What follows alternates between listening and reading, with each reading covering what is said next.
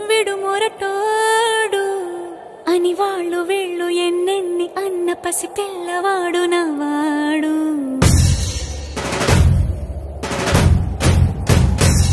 విడుముండోడు అని ఊరువాడ అనుకున్న గాని మహారాజు నాకు నవ్వాడు.